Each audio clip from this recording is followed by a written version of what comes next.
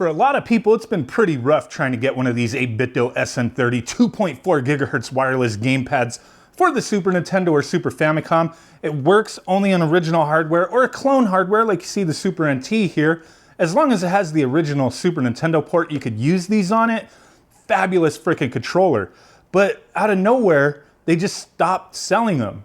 They started trickling some out here and there, but when that drop of the restock of the Super NT came out, it was like 8Bitdo wasn't prepared, even though they have common employees between the two. So I was like, what's going on here?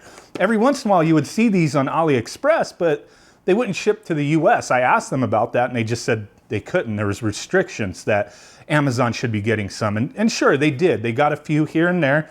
People are scalping the shit out of these things, selling them for a couple $100. Fabulous freaking controller, worth $200? Hell no.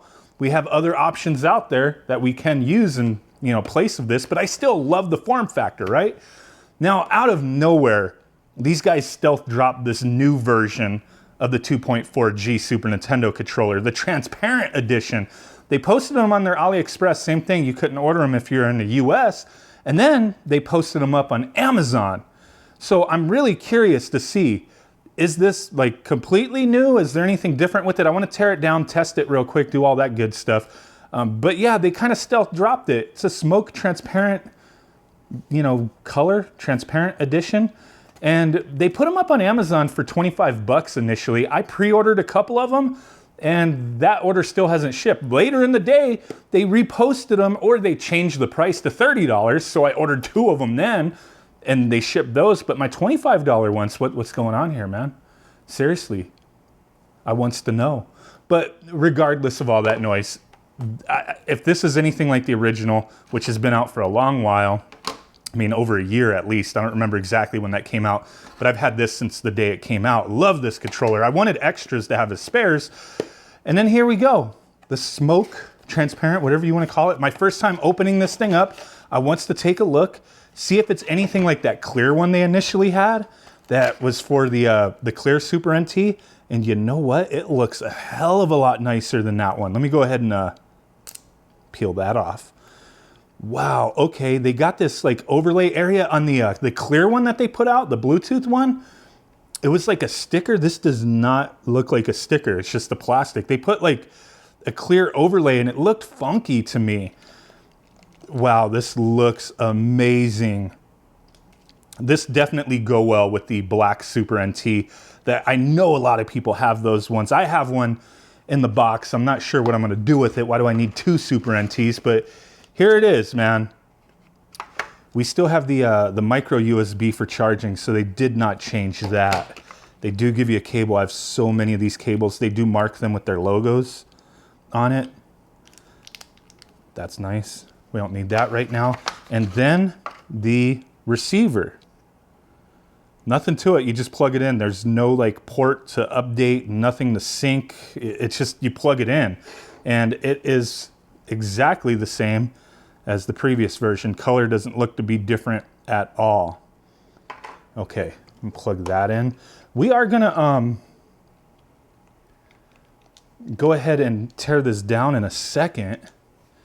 Let me go ahead and test out the controller in the controller test program just real quick. Cool, so that all works. Let me see if you could see my presses. 2.4 gigahertz, so it's very low latency. Up, up, up, left, left, left, right, right, right, down, diagonal. Those are all registering very well. I've been using this for well over a year. The membranes in this feels a little more stiff, but maybe it's just because I just opened it.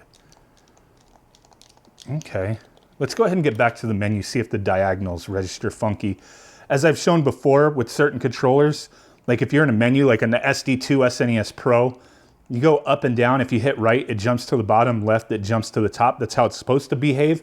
Sometimes some controllers, when you're, fat thumbing it, it'll jump. Any controller can do that, but it's really when you're registering those angles, right?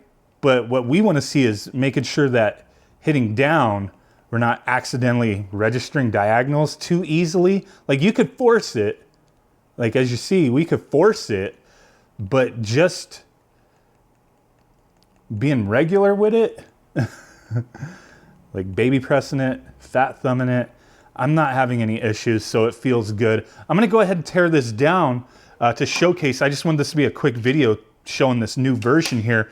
Here's the, I do have an extra of this one that I took apart, so I'm gonna get that all out. There's the membranes for the original version.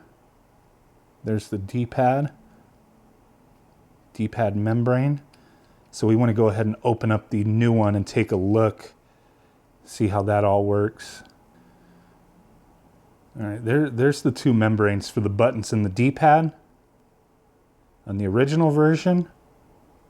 And then there's how everything else looks. Don't want to lose the buttons here. So that's the inside. Now here's the board for the original version.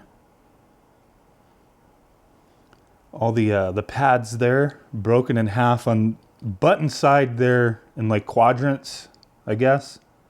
Same thing with select and start. That's fine on those. On these, I think it causes issues if they do it that way, so it's good that these are this way. Really don't want to get my finger oils all over that, but that's okay. There's our little ass battery. What is that, 800 milliamp hour battery? The funny thing with that is like the shell, and I know I pointed this out before, is that the back of the shell accommodates the larger battery that's used in the Bluetooth version. It's just the same shell. Essentially, they just kind of modify it a little bit, I guess. But yeah, that little compartment there. I guess if you wanted to at some point, and you had the skill and the know-how, you could upgrade the battery, put a bigger one in there if you needed to, because the compartment could accommodate that, I guess. I wouldn't do it, but somebody would.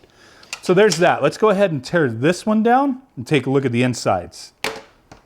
Okay, to open up this controller, we need a T6 torque bit. And let's go ahead and, at least I'm assuming, because that's what the other one used. Let's go ahead and open this up. Take a look.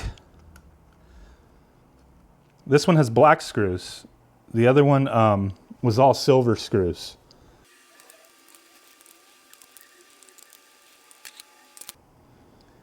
Same thing here, larger compartment, battery compartment area. Just modifying the mold a little bit. There it is, 180 milliamp hour battery, just like the other one, but the board is black and the battery is wrapped. Let's see, so far it looks to be identical. V80527 is what the board is stamped with. Let's see if there's any differences here. There are the membranes. They look identical to the other ones, but are they thicker or anything like that? So I did notice one difference with the pads here.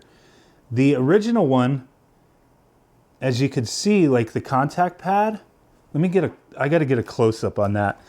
Okay, I gotta try to show this the best I can, but I did notice a difference with the pads. Like their shape, everything is the same, but the actual like conductive pad part, the original one, it's textured, the little black blobs, and then on the new one, they're smooth. I don't know how well that's showing up on camera, but I could definitely see it from a foot away from my face, and it looks like that is how both the D-pad and the button side is. They're the same. So the new one, they're all smooth. The old one, they are textured. Interesting. I wonder what kind of impact that has here. I don't know. Such fine detail, it's kind of hard for the camera to show that, but there's that. So yeah, a little bit difference with the membrane. Let's take a look at the board. Let's see what we're working with here. And from the way things look, pretty much looks the same. The board is the same, it's just that tiny little change with the membrane having a smooth versus textured contact pad. So that's pretty much it. I just wanted to share this video with you guys, tear this thing down, show you what to do, what the differences are. I'm curious what kind of impact that will have in the long run with these controllers, because as I've used this one, for the longest time, I've had no issues with the buttons or D-pad at all. So I wonder why the membranes have been changed slightly. Interesting stuff. Appreciate you guys watching. Catch you on the next one. Big ass thumb butt in your face, and bye. Boom, bye.